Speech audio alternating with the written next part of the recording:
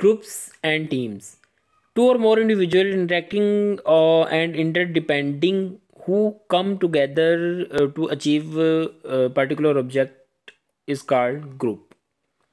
Why groups are formed?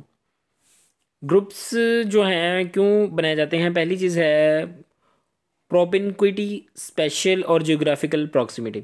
Due to geographical nearness, जो culture जो हैं आपस में एक करीब होते हैं एक दूसरे के, वो एक ग्रुप की शक्ल बना लेते हैं। या फिर आप ये कहना कि एग्जांपल देता हूँ कि स्टडी कर के दौरान एक क्लास में जो बच्चे पढ़ते हैं उनका एक ग्रुप होता है, एक डिपार्टमेंट के लोगों का ग्रुप बन जाता है।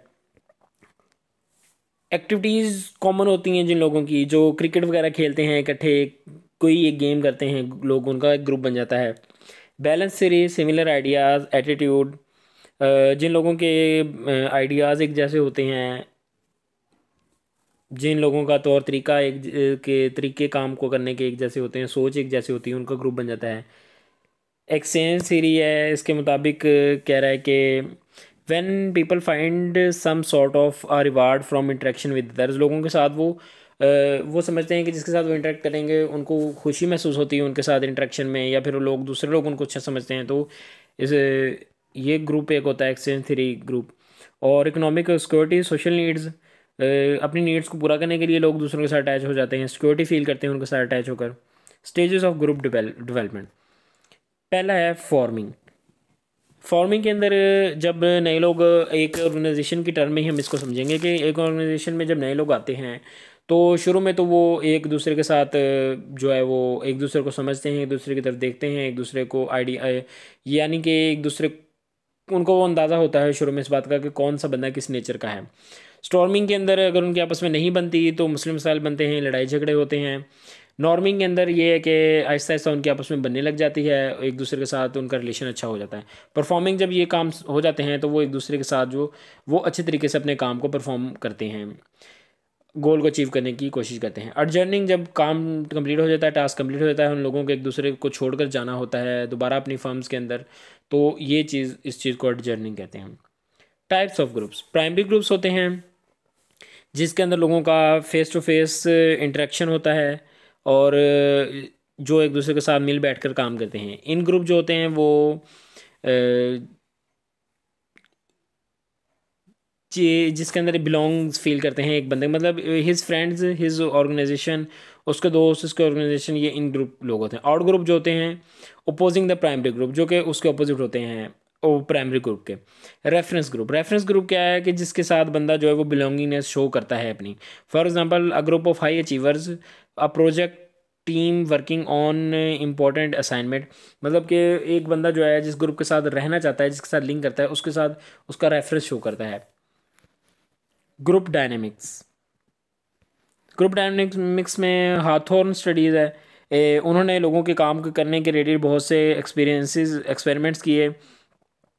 कह रहा है कि लॉयल्टी वगैरह उनकी जज की उन्होंने। उसके अलावा इसके इफ़ेक्ट को देखा उन्होंने कि एक बंदे के जो है वो लॉयल्टी हो गई, एम हो गया उसका।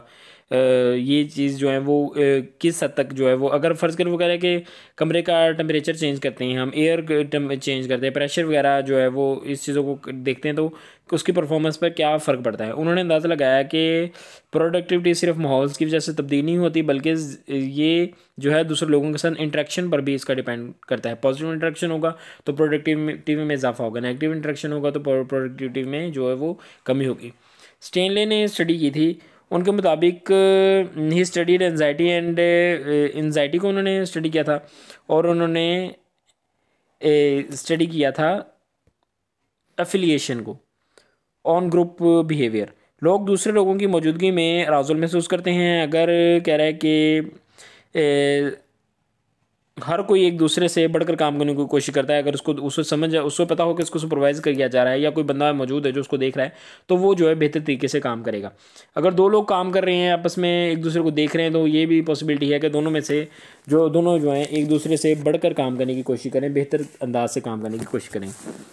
एंड्रयू और मार्क की जो स्टडी है, इन्होंने कहा था they studied about the importance of group state group cohesiveness among people, उन्होंने ग्रुप के साइज़ में कमी और इजाफे के मतलब डिफरेंट एक्सपेरिमेंट किए। They gave importance to group dynamics in context of decision making. Smaller group होंगे अगर कोहेसिव होंगे तो बेटर डिसीजन लेंगे, अगर लार्जर ग्रुप होंगे और लेस कोहेसिव होंगे तो रॉन्ग डिसीजंस वो ऐसे ग्रुप जो वो लेंगे। Group effectiveness, it means that how a group does his job together. मसलन कह रहा है कि एक जो है टीम जो है वो इकट्ठा खेलती है क्रिकेट टीम और जीत जाती है, यानी कि इकट्ठा उन्होंने काम किया और वो जीत गए।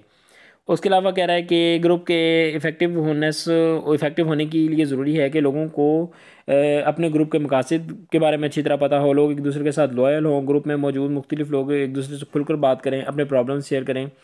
Every one should work together helping others, हर किसी को अपनी ज़िम्मेदारी का अच्छी तरह पता होना चाहिए।